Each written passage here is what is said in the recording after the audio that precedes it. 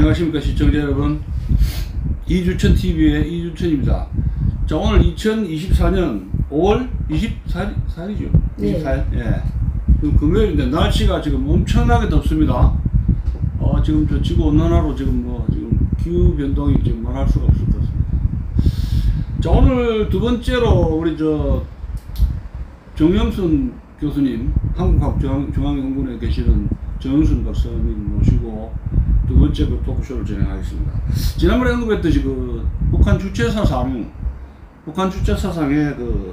형성 배경 이유, 북한 주체 사상의 형성 과정, 이런 주제를 가지고 모셨습니다. 정 교수님 최근에 미국 갔다 오셨죠? 네. 그죠? 굉장히 지금 바쁘게 왔다 갔다 해서 스케줄 잡는 것이 벌써 2주 이상 미뤄졌습니다. 반갑습니다. 한번 인사 좀 해주세요. 네, 안녕하십니까. 반갑습니다. 이렇게 초대해 주셔서 네. 감사합니다. 영광입니다. 아니, 지난번에 미국 갔다 온 이야기 좀 해주세요. 어떻게 이유가 뭔가? 저희가 네. 갔다 온 거는요, 제가 한국자유총연맹의 전국 여성회장으로서 예. 저희 강석호 총재님과 함께 미국과 캐나다에 계신 교민분들 간담회도 했고요. 가서 이승만 대통령 기념관 건립 기금 마련하는 것도 저희가 모금 전달식도 했고요. 그리고 또 6.25 참전 용사분들, 저희가 참전 용사분들을 또 인사를 올리는 차원에서 헌화도 하고 여러 가지 행사가 있었습니다. 이거 교포들 우리나라 걱정 많이 하시죠? 네, 지금 신냉전 체제로 돌입하는 과정에서 대한민국이 지금 또 옛날에 6.25 전쟁을 겪었던 그런 역사가 있었기 때문에 또다시 지금 그런 소용돌이에 몰릴까봐 상당히 많이 걱정을 하고 있는 것 같습니다.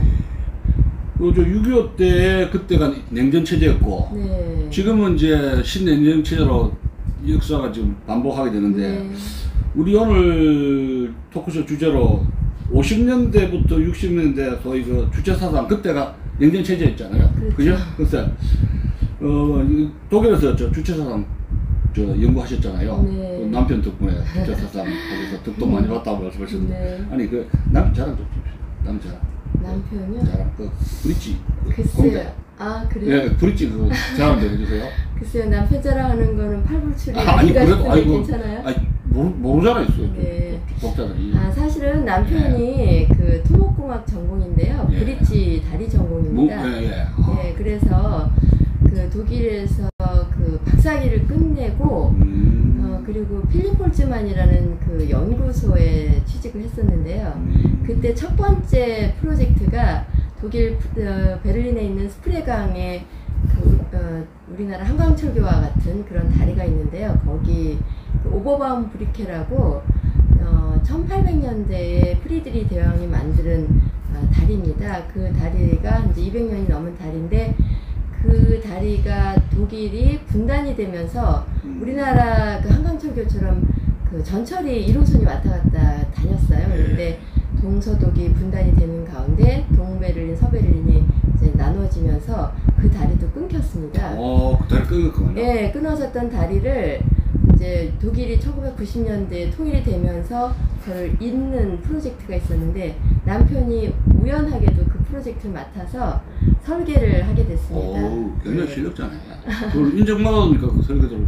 네. 그 다리 이름 뭐라 그랬죠? 다시 한번. 오버바움 브리케라고. 오버바움 브리케. 네, 브릿지 브리케. 저는 영화 볼 때 2차 대전 때 레마겐의 철교 그거 네. 폭발 이야기 영상이 떠올랐어요. 사실은 영화는 아니지만 출국이라는 영화가 있었는데, 출국. 그 출국이라는 영화가 베를린의 이제 다리가 유명한 다리다 보니까 오길남 박사. 알죠. 제 북한과학 선배예요.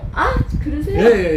예. 만나 뵀습니다. 그러시군요. 오길남 박사님이 이제 북한으로 공부 끝나고 이제 북한으로 넘어가게 돼서 소금수애가 북한 갔다. 그렇죠. 그래가지고 그분의 이야기를 출국이라는 영화가 만들어졌는데, 거기에도 오버바움 브리케가 납니다.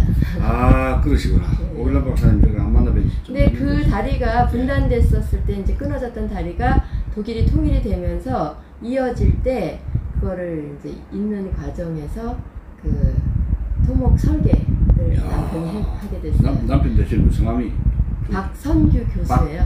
성균관대학교 토목공학과. 박성규. 네. 지금 그럼 은퇴를 아직 하셨습니까? 내년에 은퇴합니다. 야, 이거 굉장한 실력자시네.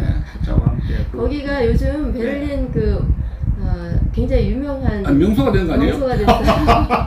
그래서 많은 분들께서 거기 가시면 항상 사진을 찍어가지고 저희한테 보내주시는데요. 자, 독일 유학에서 주체사상을 연구를 하시고, 그 당시에는 뭐, 이거 될까 했는데, 굉장히 지금 각광받고,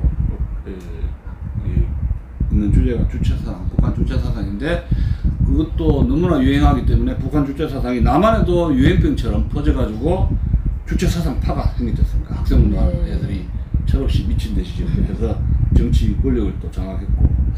자, 근데 이제, 현실 정치를 떠나서 그 전에 기원, 이것이 6.25 끝나고 나서 아마 만들어진 것이죠. 50년대 중반. 김일성이 아마 자기 자구책으로 아마 허겁지겁 하다가 중국하고 소련하고 이쪽에서 아마 이 경제적인 군사적인 원조를 뜯기 위해서 갔지만 또 스스로 살아야 되겠다 이런 몸부림속에서 나온 것 같은데, 주체사상의 형성 과정에서 이 김일성이 어느 정도 역할을 했습니까? 김일성이 딱 한 거예요. 어떻게 봅니까? 김일성 황장님 이야기도 나오던데. 북한에서는 김일성이 만드는 사상이다 이렇게 얘기를 하지만 거짓말을 많이 하잖아요. 역사책이 전부 다. 모든 황장님이 해도 김일성 자기했다고 막 하고. 그렇죠. 역사 개조가 많은데 어떻게 좀 보세요. 그 점에 대해서. 지난번에도 말씀을 드렸지만 모든 정치 지도자들은 본인의 정치를 이제 합리화시키기 위해서 정치 이데올로기를 만드는데요. 뭐 예를 들면 우리가 조선시대 같은 경우도 그 이성계가 유교라는 거, 신유교. 신유교가 그 당시에는 성리학이었죠. 성리학을 그 불교 국가였던 고려를 이제 뒤엎으면서 유교 국가로 만드는 과정에서 유교를 정치 이데올로기로 만들어 놓은 것처럼 북한의 경우에도 이제 새로운 정치 이데올로기가 김일성의 그 정권을 유지할 수 있는 새로운 이데올로기가 필요했겠죠. 그럴 때 만드는 사상이 주체 사상입니다. 그럼 다른 학자들은 이렇게 해가 만드는 걸 자기가 하는 식으로 또. 당연하죠. 아니 그래서 모든 정치 사상은 학자들이 만든 거를 이제 정치 지도자들이. 유학도 이제 조선시대 또 정도전이가 다 했잖아요. 유학설제로. 아니 그러면 50년대에 김일성이가 이제 뭐 나와가지고 발언도 하고 그렇게 했다 그러는데 주체사상에 대해서 뭐 발언했다는데 그런 기록이 있습니까? 그런 기록. 그게 사실은 이제 주체 사상이 만들어진 거는 사상으로서 만들어진 건 1967년도 이후인데요. 주체라는 말을 쓰기 시작한 게 1955년도입니다. 55년. 근데 그 55년도에 주체라는 말을 쓰기 시작한 거는 우리나라 공산주의 운동에서 가장 이제 공산주의 운동을 많이 했던 사람이 박헌영 중심의 국내파 운동가들이죠. 국내 공산주의 운동자들이 있는데 그 사람들을 이제 그 6.25 전쟁이 끝나고 나서 특히 박헌영을 숙청을 하게 되죠. 미국의 간첩이었다고 해가지고 이제 숙청의 이유가 영어를 잘했기 때문에 미국의 스파이 노릇을 했다 해가지고 박헌영을 제거하는 명분으로 이제 영어를 잘하는 그 박헌영은 스파이니까 이제 제거해야 된다 해서 숙청을 하고 나서 사실은 주체라는 말을 그 박헌영이 썼습니다. 오, 그래요? 네, 그런데 박헌영이 이제 우리가 공산주의 운동을 하더라도 소련식 사회주의 운동을 하거나 중국식 사회주의 운동을 할 것이 아니라 우리식의 사회주의 운동을 해야 된다. 우리식 사회주의. 우리식 사회주의. 사회주의 운동을 하는 게 이제 박헌영의 주장이었는데 박헌영을 숙청한 다음에 사상만 싹 자기 주체라는 단어를 이제 갖고 오게 되는 거죠. 내가 주체다. 박헌영이 주체가 아니다. 이런 얘기를 하면서 1955년도에 박헌영 숙청 이후에 주체라는 말을 이제 우리는 우리 스스로 주체적인 그 사상을 만들어야 된다라는 그 시초로서의 주체라는 단어를 만들게 됩니다. 우리식 사회주의. 근데 그 우리식 사회주의라는 것이 그때 만들어진 건 아니고요. 사실은 우리식 사회주의라는 거는 나중에 1990년대에 전 세계의 공산주의 국가들이 망하고 나니까 그때 가가지고 이제 모든 사회주의 국가가 망하니까 우리는 우리식 사회주의 국가를 만들어야 된다. 이럴 때 우리식 사회주의라는 말을 쓰는데 그때 이제 그 1950년대는 주체라는 말을 쓰게 되죠. 그거 지금 보면 문건에 네. 여기 저 한번 그 네. 55년도 발언이 네. 그거 한번 좀 읽어주시죠. 아, 네네네. 55년 당 박헌영을 죽이고 나서 예. 그 다음에 이제 주체라는 말을 하게 되면서 우리는 바로 다른 어떤 나라의 혁명도 아니고 바로 우리 조선의 혁명을 하는 것이다. 그렇게- 조선식 공사주의입니다. 그렇죠. 그래서 조선혁명이야말로 우리 당 사상 사업에서 주체다. 그러므로 모든 사상 사업에서 조선혁명의 그 이익에 복종해야 된다. 우리는 소련 공산당의 역사를 연구하는 것도 아니고 마르크스 레닌의 일반적 원리를 연구하는 것이 아니라 우리의 혁명을 옳게 수행하기 위해서 우리의 주체를 찾아야 된다. 이런 명분을 이제 만들어가기 시작을 하는 거죠. 그때. 그 지금 저 6.25 끝나고 나가지고 북한이 완전히 지금 초토화됐잖아요. 그러니까 이제 경제적으로 군사적인 원조가 제일 실한데 미국하고는 완전히 원수가 됐고, 네. 그 믿을 거는 중공하고 소련 아닙니까? 그렇죠. 그런데 지금 박헌영 숙청도 중국에서 굉장히 반대했다 그래요. 박헌영 제가 풍전 보니까 네. 굉장히 그래가지고 1년, 2년, 이승엽이든 뭐 내가 다른 사람 다 죽였는데 박헌영 제일 마지막에 죽였잖아요. 네. 세파트 뭐 일선에는 하도 말하니까 세파트 풀어가지고 네. 물어 뜯으니까 박헌영이가 그거는 견디지 못하고 아이고 다 불겠다 빨리 죽여라 해가지고 세파트는 다 불었다 그래요. 세파트 투입해가지고 두 마리를 그런 적이 있었는데, 그러면 이게 1955년경에 북중러 관계 그 국제관계 네.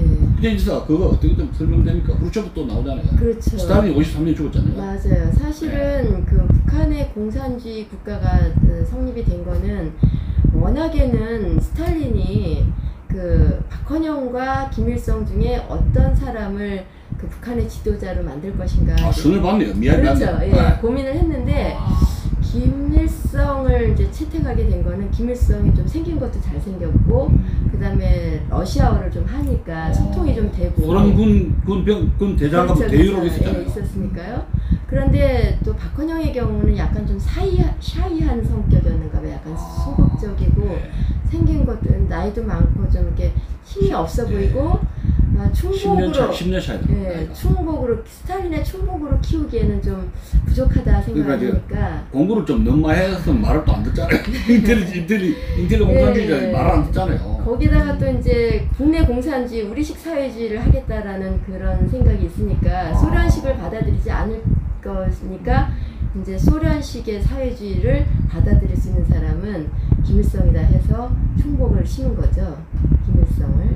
그랬는데 사실은 김일성이 이제 그러다 보니까 뭐 소련을 무조건 따라 배우자, 소련식 사회주의 공산주의 국가를 만들자 이제 모토가 그랬는데 이제 6.25 전쟁이 끝나고 나서 그 전쟁의 책임을 이제 지게 되잖아요. 그러니까 그렇죠. 그 전쟁의 책임을 박헌영이 남한에 있을 때 남로당 남로당 그렇죠. 남로당으로 그 남한 서울에 있을 때 야 북한에서 내려오기만 하면 이제 이거는 완전히 남로당원들이 그냥 알아서 원장 차고 편을 들어서 결국에는 6.25는 뭐 3일 천하로 끝날 것이다. 서울에서 인민군 괴뢰군들이 주저주저 했어요. 그렇죠. 뭐 술파티를 했는지 모르겠는데 그게 패착이라 그랬거든요. 맞아요.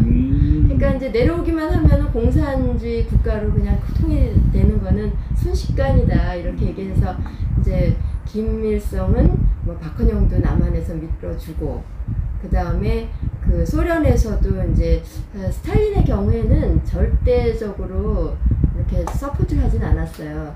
2차 세계대전이 끝나고 지금 또다시 또 이렇게 전쟁을 일으키면 이게 또 3차 세계대전이 될 수 있는 위험이 있으니까 안 된다. 그러는데 그러니까 또 모택동한테 가서 우리 전쟁을 해서 우리가 그 공산주의 국가로 통일을 해야 되는데 좀 도와달라. 그러니까 또 그 당시에 모택동도 막 그 1949년에 그 공산 국가로 겨우 이제 대만 장기에서 싸우고 나서 국민당을 이제 내쫓고 겨우 어렵게 이제 국공합작 끝내고 나서 정권을 잡았는데 아직까지는 이제 그 국내적으로 어려운 문제가 있으니까 그거를 무조건 그 조선을 밀어주면 안 되겠다. 조선 공산주의 운동에 적극적으로 가담을 해서 도와주면 어렵겠다. 이런 생각을 하니까 결국에는 중국 그 공산당, 중공과 그다음에 그 소련으로부터 계속 그 지원을 몇시 왔다 갔다 했더라고. 맞습니다. 애를 먹고 하고 48년, 맞아요. 49년 하면은 가서 막 죽는 네, 시간까지 네. 다 했어요. 맞아요. 네. 그러다가 결국에는 스탈린이 그러면 모택동이 적극적으로 도와주면 우리도 그냥 서포트 해주겠다 이렇게 얘기를 해서 모택동한테 또 가서 얘기를 하니까 그러면은 뭐 군대를 보내주겠다 뭐 모종의 약속이 예. 있었는가 봐요. 그래서 예. 이제 그 침략을 했는데 결국에는 실패를 했잖아요. 그렇죠. 실패를 하고 나니까 그 공산당의 그 남로당의 우두머리였던 그 박헌영을 숙청하고 그 다음에 소련파도 제거를 하고 연안파도 제거. 연안파도 제거하는 그 과정이 그 6.25 전쟁 끝난 다음에 55년 네, 2년 동안에 부지런히 숙청했더라고요. 네, 그래서 56년부터 8년까지가 이제 중소 분쟁이 또 있었어요. 네, 56년부터 58년. 예, 이제 소련이 그 공산주의 국가들의 종주국이었는데 이제 모택동이 서서히 중국을 통일하고 나서 그 다음에는 그 중국이 이제 또 커다란 나라다 보니까 소련식 공산주의에서 좀 벗어나서 중국식 공산주의를 해야 되겠다. 모택동 사상, 마오이즘을 만들어 나갔죠. 그러다 보니까 이제 중국이 거대 세력으로 등장을 하니까 결국에는 중국과 소련이 서로 비둥비둥 관계가 패권 싸움이 일어나게 됐죠. 예. 그런 가운데 이 김일성의 경우에는 소련에 기댈 수도 없고 또 중국에 기댈 수도 없고 그러면서 양다리를 걸치면서 등거리 외교를 하게 되죠. 그래서 그 중소분쟁 그 과정에서 결국에는 국제적인 관계 속에서 그거를 양쪽에 기대지 못하고 아까 말씀드렸던 55년도에 주체라는 말을 이제 서서히 더 강하게 이야기를 하기 시작합니다. 스탈린이 53년 3월에 죽었지 않습니까? 네. 죽었는데 한국 전쟁이 정전 협정이 급속도로 된 게 이 사람 스탈린이 죽고 나서라 그래요. 모택동하고 김일성이가 빨리 휴전 협정 도장을 찍으라 그러는데 마지막에는 스탈린 형님이 도장을 안 찍어준다는 거예요. 미치겠다는 거예요. 네. 그래서 죽자마자 했더니 협정을 했다 그러는데 네. 이 후르츠초프가 등장하면서 이 김일성 관계가 좀 이 수정주의 뭐 해가지고 막 그 스탈린 격항운동을 했잖아요. 후르츠초프가. 예. 그런데 김일성으로 보면은 그 문제를 가지고 상당히 알력이 있었더라고요. 맞아요. 그래서 막 후르츠초프하고 김일성하고 회담이 1960년 무려 한국전쟁이 끝나고 나서 7년 후에 이제 일어났다는 거는 사이가 안 좋다는 거 아닙니까? 맞습니다. 억지로 눈물 겨자 먹기로 해가지고 억지로 가가지고 막 형님 좀 봐주세요 하고 강서가 소련과하고 관계는 안 좋았고 모택동 쪽하고는 원래 잘 지내던 관계니까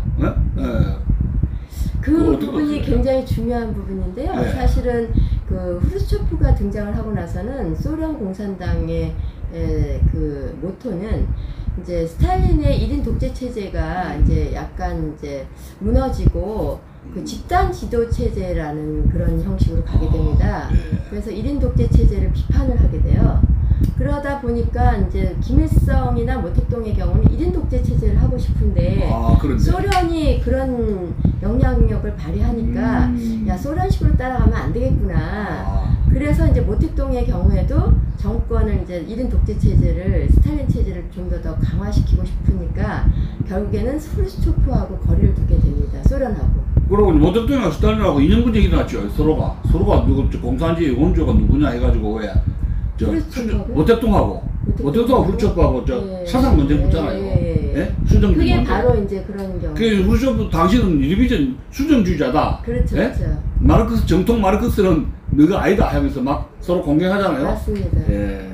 그리고 후르츠초프가 웃기는 친구가 유엔에 한번 갔어요. 네. 가가지고 신발장인가 막 던지고 해가지고 유엔 회장을 난장판 만들었잖아요. 아주 개판한 친구예요. 그래서 그러다 보니까 결국에는 모택동 사상이 이제 보다 더 강화되는 과정에서 중국이 1인 독재 체제로 더 강화가 되고 그러면은 이제 김일성의 입장에서는 소련식보다는 중국식을 따라가는 게 훨씬 더 편한 거죠. 그래서 마오이즘을 더 많이 받아들이게 되죠. 그 유물론적인 마르크스 레닌주의보다는. 그래서 이제 마오이즘 자체도 그 중국의 공산주의는 중국식 사회주의 그 막스 레닌주의를 보다 더 창조적으로 적용한다. 이래서 이제 만드는 게 마오이즘인데요. 아, 그것도 좀 배워갔네. 그걸 그대로 배운 거죠. 김일성이가 네네. 중국식에서 북한식으로. 그렇죠, 그렇죠. 아, 네, 그래서 예, 중국식 사회주의를 주장하는 마오이즘을 그러면 한국식이 아니라 그 이제 북한식이죠. 예, 조선민주주의 인민공화국식 사회주의를 새롭게 만든 게 바로 주체 사상이죠. 예, 마오이즘을 새롭게. 그러니까 김일성이는 주체 사상을 만들어 가지고 북중하게 양다리 전략한 것이, 이 사람은 그 군 출신인데 머리가 잘 돌아가네요. 머리 참기름 발랐는가? 왜 이렇게 머리 잘 돌아갑니까? 김일성이 영리하네요. 예, 그런 측면이 있죠. 정권을 잡는 데는 어떻게 보면 귀신이라고 할 수. 그리고 정적도 하나씩 하나씩 그렇죠. 다른 거 연합해가지고 강한 거 치고 맞습니다. 하는 거. 아, 그러니까 가장 강했던 국내 공산주의 운동 세력인 네. 그 박헌영파를 네. 연안파, 소련파와 빨치산파, 김일성파죠. 빨치산파 이 세 개의 연합 세력이 이제 그 박헌영 세력을 제거하고, 그 다음에 또 이제 가장 센 게 소련파거든요. 그러니까 그 소련파를 또 연안파하고 합쳐서 제거하고, 그 다음에 이제 마지막에 빨치산파가 다시 또 연안파를 제거하면서 마지막 그 빨치산파가 그 국제 체제를 구축해 나가는 아니, 과정이죠. 스탈린이 정권 잡을 때 네. 레닌 죽고 나가지고 트로츠키 제거하고 하는 숫자가 수법하고 똑같아요. 참. 그렇게 되는 거죠. 예, 예. 네, 아니, 네. 자, 그러면은 우리가 알고 있기로는 황장님하고 김일성 관계가, 네. 이분이 황장님이 언제 등장하게 된 겁니까? 황장님이 지금 주체 사상은 자기가 지었다 하는 것이 60년 됐죠. 사실 지나죠. 예. 김일성 대학 총장 시절도 60년대 넘어서 아닙니까? 근데 어쨌건 황장엽 씨가 주체 사상을 만들었다는 건 이제 기정사실이죠. 예. 그런데 이제 아까도 말씀드렸지만 황장엽한테 독재 체제를 구축할 수 있는 그런 정치 이데올로기 사상을 만들어 달라 얘기를 했을 때, 이제 그 주체 사상이라는 게 사실은 주체 사상의 여러 문헌을 보면요. 네. 결국에는 우리나라의 역사에 5,000년 동안 내려온 역사에는 우리 이제 워낙에 한반도가 약소국이다 보니까 뿌리 깊게 사대주의 사상이 내려와서 우리는 주체적이지 못한 역사로 내려왔다. 이 주체가 없는 나라를 주체적인 나라로 만들어야 되겠다. 그건 일리가 있는데요. 그건 일리가 네, 어떤 그렇죠. 인민들이 듣기에는 너무나 달콤하네요. 그렇죠. 오, 네, 우리는 야. 사대주의를 뿌리 뽑고 네. 결국엔 주체적인 나라를 만들자. 이거를 만드는 사상을 우리가 이제 연구하고 또 국가를 만들어야 된다. 이런 걸 하는 가운데 황장엽 씨가 이제 거기에 큰 역할을 하게 되죠. 그러니까 이 황장엽 씨가 망명할 때 네. 주체 사상 버리고 온 분은 아니죠. 어떻게 보세요? 버리고 왔다고 하기는 좀 어렵고요. 그래서 제가 이런 식으로 봤는데, 주체 사상을 남한에 교육시키러 온 건 아니지만, 네. 자기는 주체 사상이 훌륭하다고 생각하는 사람 아니었어요? 네. 완성 그렇죠. 사상적인 전환 아니거든요. 그걸 가지고 남한에 와서 이거 갖고 오시잖아요. 죽을 때까지. 그 책도 많이 썼고. 근데 황장엽 씨가 만들고 이제 끝까지 주장을 한 거는 예. 지금까지의 그 공산주의 사상은 이제 유물론이 기본이고, 그 완전 유럽식, 그렇죠. 유럽식, 소구식이고. 네. 예. 그러니까 인간의 어떤 그 휴머니즘 이런 것보다는 물질론, 유물론이 이제 바탕이 되는 건데, 막스가 주장을 했었잖아요. 그 막스의 주장 유물론은 결국엔 너무 물질을 중심으로 이 역사를 설명을 했다. 그런데 우리는 아까 마오이즘이나 이 주체 사상은 인간 중심 사상이다. 그리고 특히나 우리가 그 동양의 사상은 공자 때부터 내려온 게 인간 중심 사상. 동양 사상하고 그렇죠. 접목된 거. 예. 그래서 인간이 중심이다. 이런 사상을 그 공산주의 사상하고 믹스 시켜가지고 결국에는 인간을, 그동안의 모든 막스 레닌주의는 그 인간 중심이 아니라 물질 중심의 사상이었는데, 우리는 막스 레닌주의를 창조적으로 재창조했다. 창조적인 적용을 했다 얘기를 하면서 마오이즘 만들고 그것을 본따서 주체 사상을 만드는 거죠. 그래서 인간 중심 사상이라고 얘기하는데요. 실질적으로는 인간 중심이라는 얘기는 이제 개인 인간이 주체적인 인간이다. 어디에도 소속되지 않는, 말은 그렇게 하지만 실질적으로는 이제 주체 사상의 폐해가 이 인간은 결국에는 나의 개인의 인간의 주체가 아니라 김일성한테 소속되는 인간, 내 주체. 영도력을 받아. 그렇죠. 개인의 1인 독재자의 리더십, 영도자라 그러더라고. 영도자. 예. 그 지시를 받아야 되지, 촛불처럼 와와 하는데 누군가 이래라 저래라 지시하는 사람이 있었는데 그 말이죠. 맞습니다. 결국에는 그 수령론으로 수렴이 되는데요. 그 수령론에 의하면 지난번에도 말씀드렸지만 그 인간은 뇌에 의해서 움직이는데 결국에는 이 수령은 뇌수다. 뇌수가. 예, 그래서 뇌수가 움직이는 대로 인민 팔다리는 움직여야 된다. 이게 결국에는 가장 중요한 핵심 요소죠. 그래서 결국에는 개인의 인간은 지금 우리 교수님께서 말씀하신 대로 나 개인의 우체가 아니라 어버이 수령님께서 주신 그 영에 따라서 우리가 움직이는 영원한 생명에 의해서 움직이는 그런 주체다라는 걸 강조를 하게 되죠. 아니 그러면 주체 사상의 그 핵심으로 들어간다면 지난번에는 네. 그 유교, 네. 동양적인 유교의 그런 것이 그 본건적인 무슨 요소가 있었다 그랬잖아요. 그렇죠. 이황이 얘기했던 들어가 있고. 예, 임금은 머리고. 예. 양반 그 사대부 계층은 어머니고, 예. 그다음에 백성은 팔다리다. 이거를 그대로 주체 사상에서 그 어버이 수령님은 머리고, 그다음에 조선 노동당은 어머니 가슴이고, 그다음에 인민은 팔다리다. 이걸 똑같이. 그러면 마르크스 레닌주의에서 네. 이제 유물 사과는 배제를 했는데 네. 거기서 받아들인 거는 뭐 사회재산을 폐지한다든가 또 뭐 그런 거를 받아들이는 겁니까? 계급사관이라든가 계급혁명사관이라든가 그쪽은 부르주아지를 없애가지고 새 세상을 만들겠다는 유토피아 그건 받아들였네요. 당연히요. 예. 그래서 인민이 주인이 되는 네. 계급 타파를 하는. 그 인민이 네. 군인이라든가 우리 같은 지식이라든가 그런 건 아니죠. 그들이 말하는 주체 사상에서 인민은 예. 부르주아지는 아니잖아요. 아니죠. 그렇죠? 네. 완전 레버 파티, 노동자, 농민. 완전히 무상계급. 네네. 그들이 인민 아닙니까? 그죠? 그렇죠. 그게 유물 사관에 이런 자기들이 원하는 것도 받아들였네요. 그렇죠.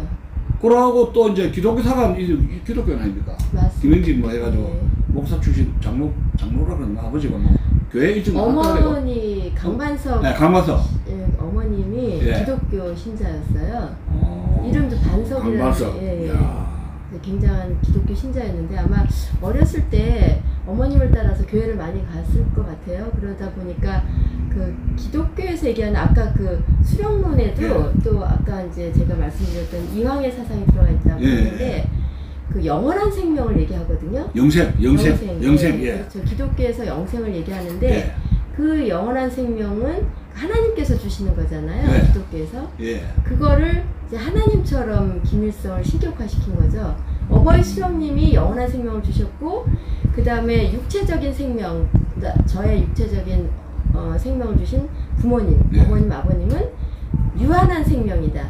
이제 이 세상에서 끝나는 생명인데, 이제 몸이 이제 죽어서 영혼만 남게 되면 이 영혼은 영원히 생명을 끝까지 갖고 가는데 그 영원한 생명은 어버이 수령님께서 주신 생명이기 때문에 더 존귀하고 중요한 사상이다. 아니 그러면 그래서 어버이 수령님을 식격하는 거죠. 그러니까 주님, 그렇죠. 예수 그리스도 주님을 예. 어버이 수령으로 바꾼 바꿔치게 한 거네요. 맞습니다. 그럼 기독교의 성경책을 보고 연구를 해가지고 네. 거기에 자기들 원하는 거를 딱 안에 네네네. 나온 거네요. 그렇죠. 아니 그래서 제가 김 목사님 제가 존경하는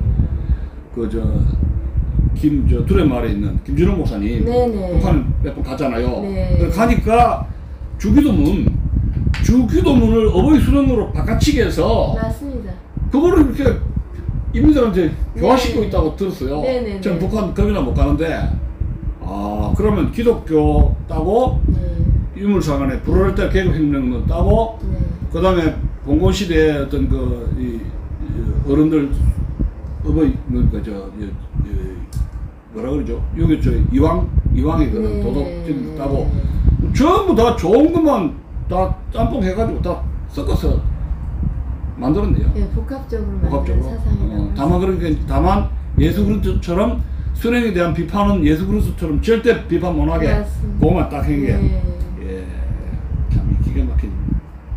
말하자면 종교적으로 교주와 같은 그런 네. 냄새는. 사실은 저도 제가 그 북한의 그 평양 순환공항을 2번이나 갔어요. 그거 언제입니까? 그거 북한에 난 한 번도 못 갔는데 언제입니까? 그거 한번. 2003년도하고 2003년. 2007년도에 남북 학술교류 제가 이제 그 사업을 좀 많이 했었거든요. 아니 그 10년 동안 통일부가 주관한 겁니까? 통일부가?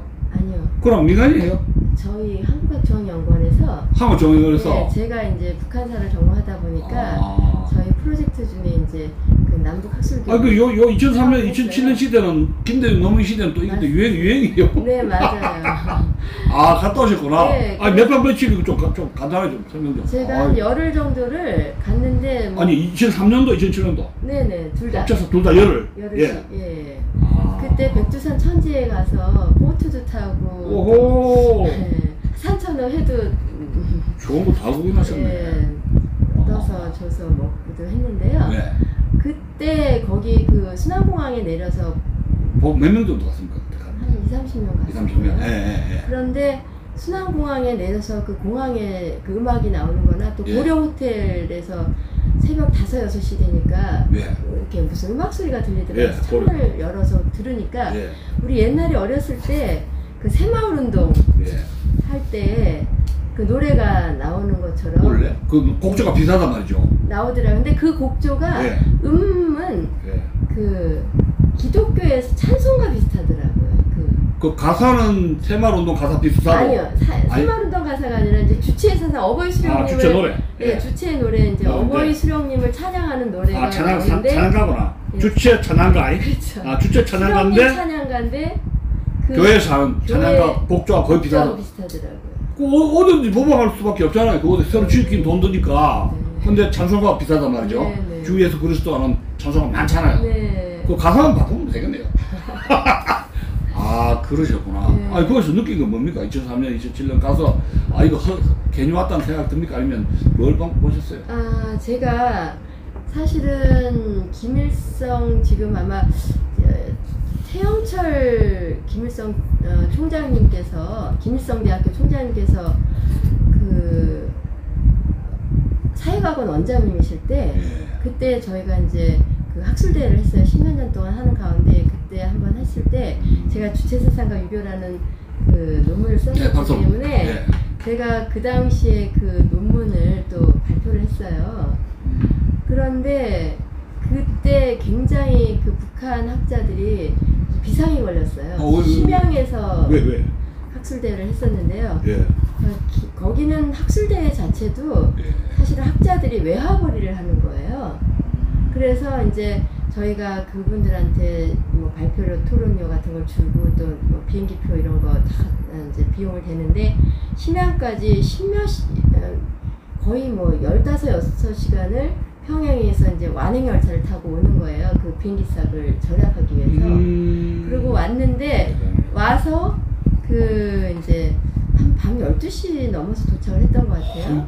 그런데 그 다음날 이제 학술대회를 하니까 제가 그 학술대회장을 갔어요. 근데 거기에 있는 그 공안 요원이었던 것 같아요. 그분이 저한테 와가지고 지금 저 논문을 읽었는데 굉장히 잘못 파악을 하고 있는 것 같아요. 북한의 주체 사상을.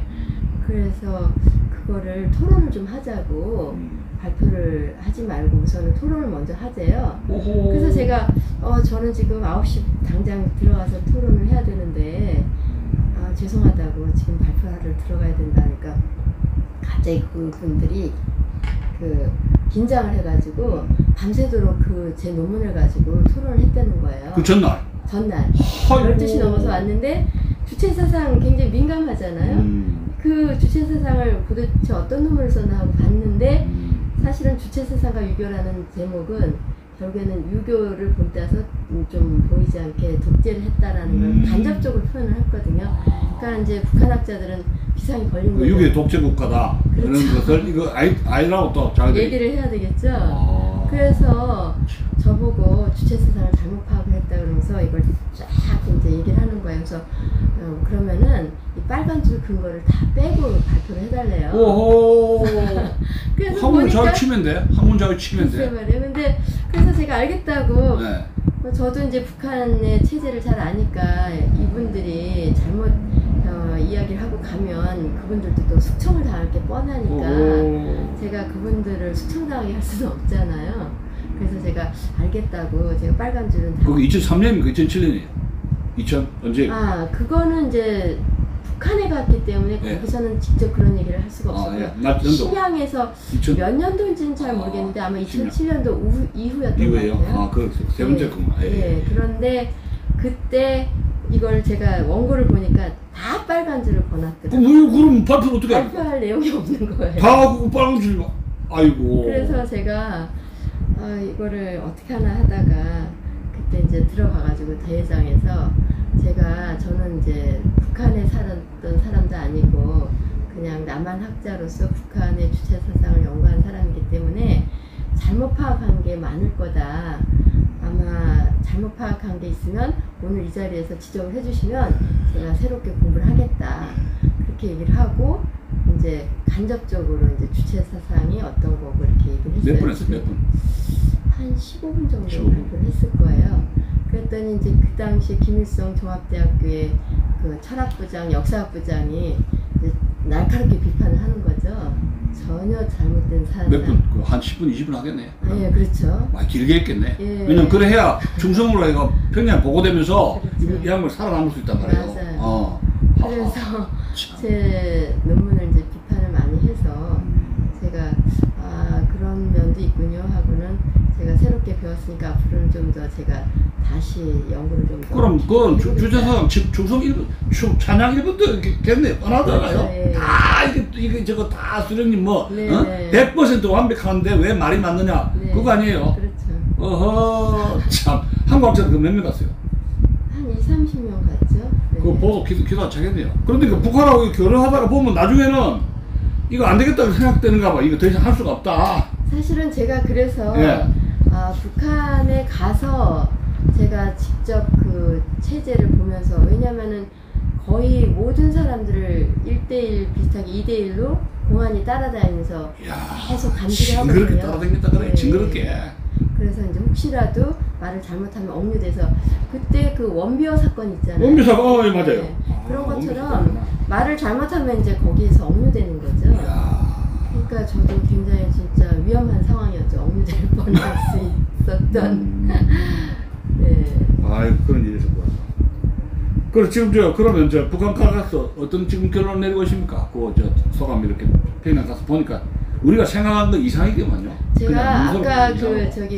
김일성 어버이 수령님의 그 수령론을 얼마나 북한 인민들한테까지 주민들한테까지 이게 사상이 깊이 뿌리 박혀 있는지를 이제 체험을 한 게요. 백두산을 갔을 때 2003년도에도 갔고 7년도에 갔는데 그 당시에 백두산 안내원 동무가 있었어요. 이제 20대 처녀였는데 그때 이제 안내원 동무가 김일성 어버이 수령님께서 그 백두산에서 어떻게 독립운동 활동을 했었고 항일혁명을 했었고 이제 그런 걸 계속 선전을 해요. 그래서 그때 이제 가고 2007년도에도 갔는데 똑같은 안내원 동무가 있는 거예요. 그래서 그 사람이 아니고 다른 사람. 똑같은 사람. 이야. 예. 그 자리야. 그 자리에. 예. 그래서 저희가 이제 그때 결혼을 안 했다고 해서 이제 2007년도에 갔을 때는 결혼을 했나요? 그랬더니 안 했대요. 그래서 왜 안 해? 왜 안 했냐 했더니 하는 얘기가 어버이 수령님하고 결혼을 했다 하더라고요. 그러면서 어버이 수령님을 제가 가슴에 품었는데 어떻게 두 사람의 그 사람을 상할 수가? 마음속에 품은 거요? 아니면 무슨 마음속에 품었으면은 그것도 육체적으로도 안 한다. 육체도 다른 사람한테 갈 수 없다. 아니고 이제 내가 사모하는 사람이 이미 마음속에 있는데 또 다른 사람을 사모할 수가 없기 때문에 결혼을 할 수가 없다. 지금 나이가 30 다 됐는데. 그러니까요. 그래서 어버이 수령님과 결혼을 했다 그래서 저는 진짜 깜짝 놀랐고요. 또 한 가지는 그때 제가 백두산에 갔을 때 정말 그 백두산에 그 장병들이 있었어요. 저희 그 북한군 그렇죠? 북한군 예. 근데 너무나 빼짝 말라가지고 뼈만 남은 사람들 키도 저도 굉장히 작은 키인데 거의 저랑 비슷한 키에 그리고 이제 자동차도 없어서 리어커 옛날에 우리가 리어커 타고 인력거 50년도 이야기인데 리어커 예. 그런 리어커를 타고 인력거로 타고 이렇게 이동을 하더라고요. 그 금강산에서 저 초병 발견한 거 똑같네요. 그렇죠. 금강산 가는 애들도 국민학교, 중학교 애들 키로해가지고 네. 총 들고 앉아있더라고요. 맞습니다. 예. 그런 걸 보면서 우리가 말로만 듣던 북한 체제를 직접 경험을 하면서 그 북한 어버이 수령님이 만들어주신 주체의 나라는 모든 인민이 행복하게 살 수 있는 낙원의 세계다. 이런 선전선동을 하는데 그거를 또 진짜 믿고 있더라고요. 그래서 제가 독일에 있을 때 그 독일 통일이 됐을 때 동독의 학자 교수들 뭐 그 다음에 또 언론인들이 저한테 했던 얘기가 기억이 나요.